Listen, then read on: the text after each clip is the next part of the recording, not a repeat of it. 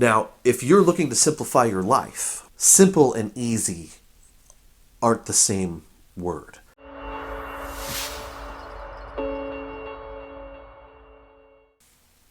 Welcome to Watching the Horizon. I'm Jake. Ooh, my coffee. You hear it all the time. There's lots of people who want to be preppers, who want to get out of the city for whatever the reason. They want to get away from the hustle and bustle. They feel like, living in an urban area is too dangerous. If some sort of SHTF event went down, whatever it is. Probably the number one excuse that I hear people give as to why they don't do something about it today is because of money.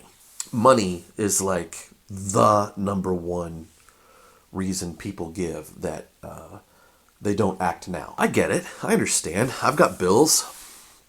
I've got a family. I got mouths to feed. You can't not take care of yourself. So what do? You're in a situation, you've got a job. Maybe it's a great job. Maybe it's a crappy job, but you need this job because it pays your bills. But it's not such a great job that it pays so much that you can just go out and, buy land and get all the supplies that you need and everything. And it's not the kind of job that you can work from home. You can't just go have your job and homestead at the same time, or have your job and buy all the really cool prepper tools that you want. So people start thinking about, can you make money as a homesteader? Can you make money as a prepper? The short answer is yes. Yes, you can. But it's not for everyone. And if it was easy, everybody would do it. So what do? If you're just a prepper who wants to be prepared for the future, and all you're looking to do is put some supplies away in the event of something bad happening, that's less of a lifestyle and more of a state of mind. In which case, really all you need is a budget. You just need to be able to, work whatever job you have, do your thing, put a little money aside, and then have a plan and work your plan. Get the most basic stuff first, and then as you go down your list, the more nuanced, the more extravagant, the more, particular, your preps can get. Can you go too far?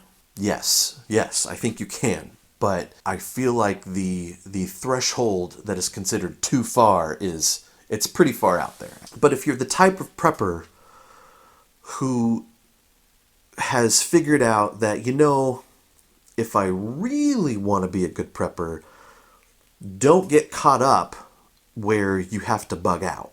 Instead, bug out now. Have a bug out location, but get there today. And really this is just escaping the city. This is just living out in the country. Let's talk about that for just a moment, and I'm going to use a different term.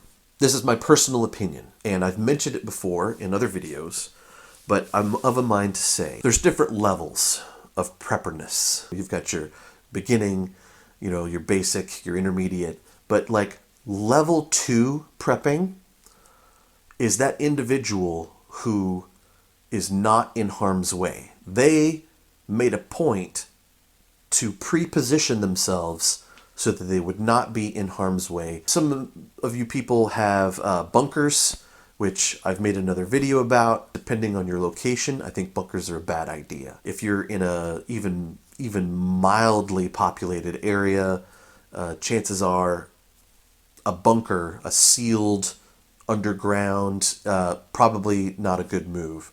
I talk about that in that video, so that's not a place for that discussion. I would say that level 2, the next phase of being a prepper, is being a homesteader. Someone who's self-reliant. Someone who has not just gained the skills on how to do for themselves for a rainy day, but they're actively using them now in everyday life. So what are we talking about here? Am I saying that you should quit your day job and, go be a chicken farmer? I mean, if that's your thing, I think that's great. But as a homesteader, as someone who lives out away from the city, away from, a suburban lifestyle, it's not like the bills go away. And honestly, making that transition is expensive. There's a couple of things that I've learned, at least in my journey, and I would certainly welcome your insights in your experiences.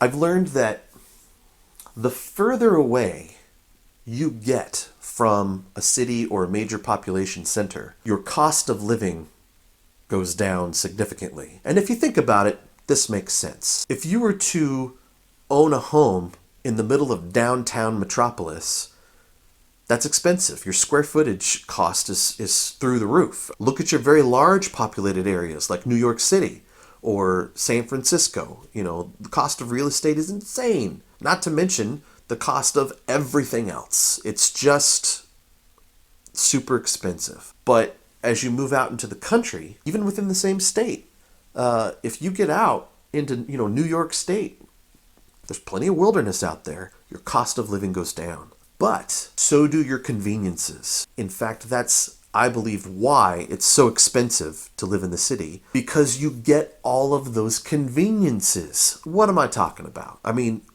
you probably don't think of them as conveniences. You think of them as utilities. You think of them as necessities and the basics of life, which is exactly what they want you to believe so that you continue to buy this stuff. Conveniences like having a gas station or a grocery store nearby, running water, gas heat, these are utilities. These are the basics of life. They're not even that expensive really, but it's your proximity to all of the other things, like the grocery stores and fast food restaurants and paved roads. Being in the middle of town with all those other people, with all those other resources, is convenient, and so therefore expensive. Now, if you're looking to simplify your life, simple and easy aren't the same word. You can live a simple life, but it be difficult. My grandparents, perfect example. At the time,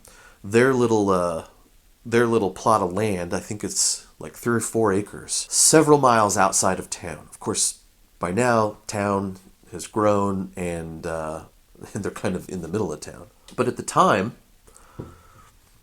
they built a house out of cinder block, every week, they'd use what little extra money from their paycheck and they'd buy a few more cinder blocks, and that's how they built their house.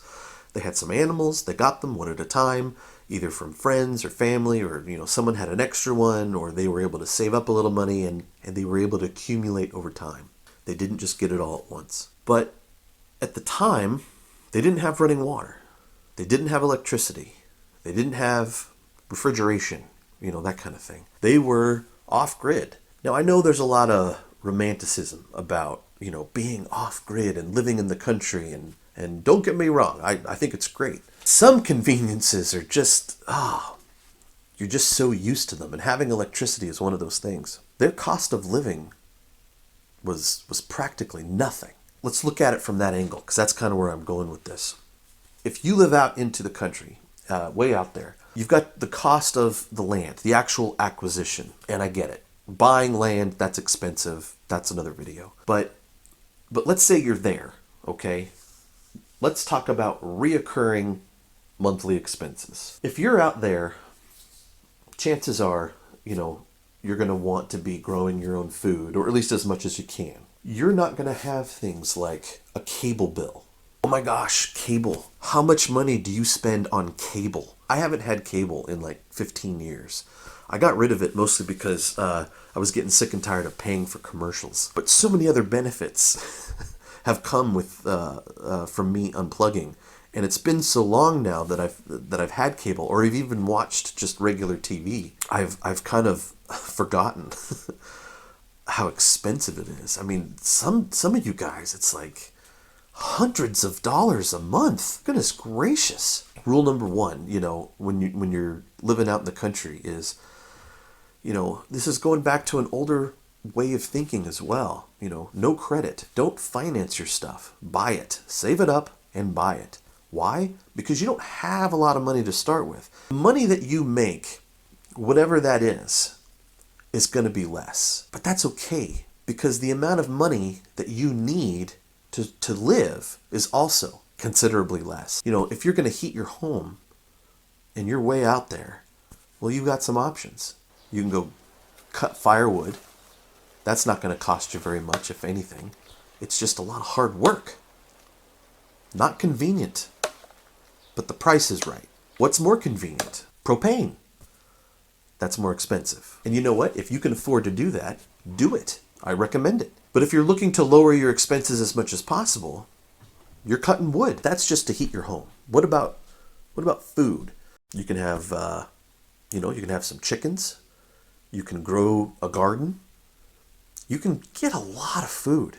Maybe not 100%, but whatever your food budget is, I've talked to some people, and for a small family, their food budget's over $1,000. Man, what are you buying? I get it.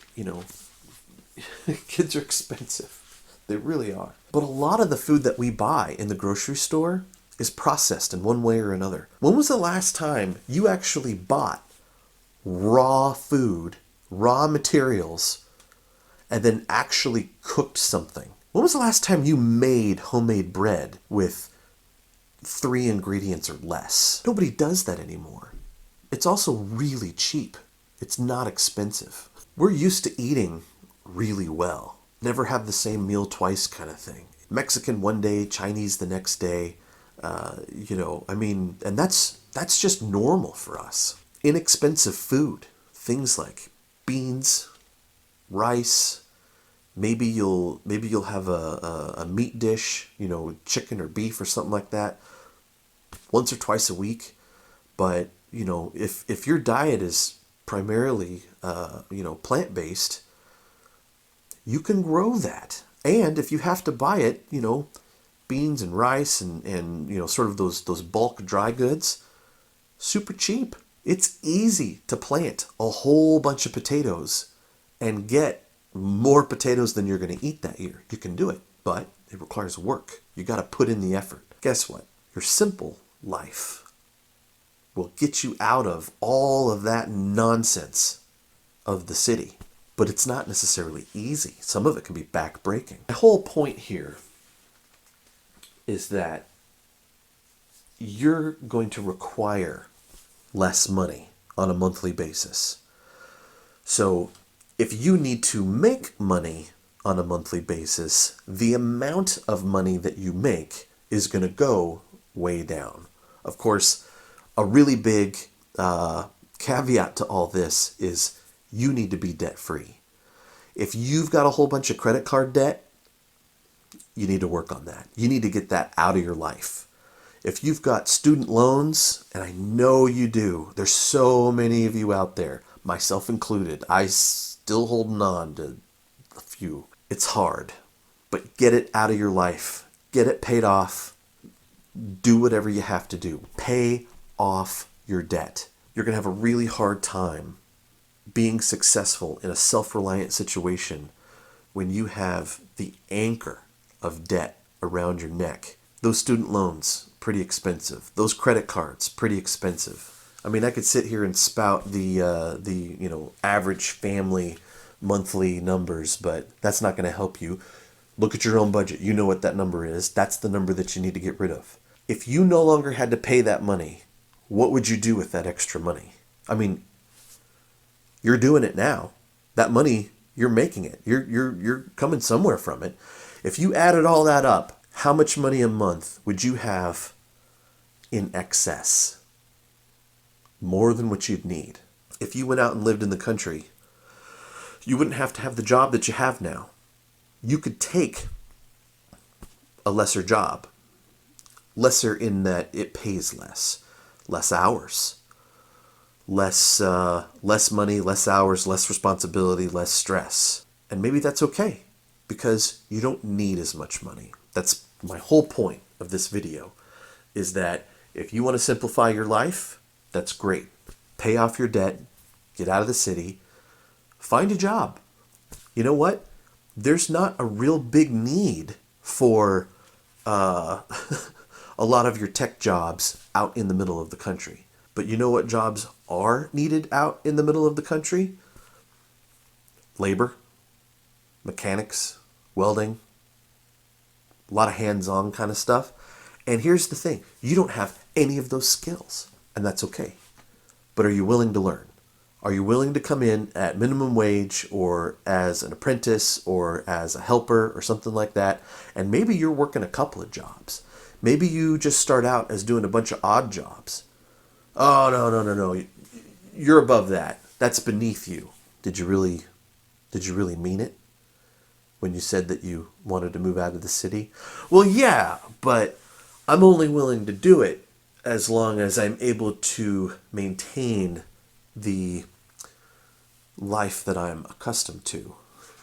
Well, then you didn't really mean it. So you either need to get significantly more wealthy and not accumulate any more debt and still pay it off, so that you can just go ahead and buy all of the things that you want out in the country, so that that's no problem. That's one solution. And if you figured that out, let me know.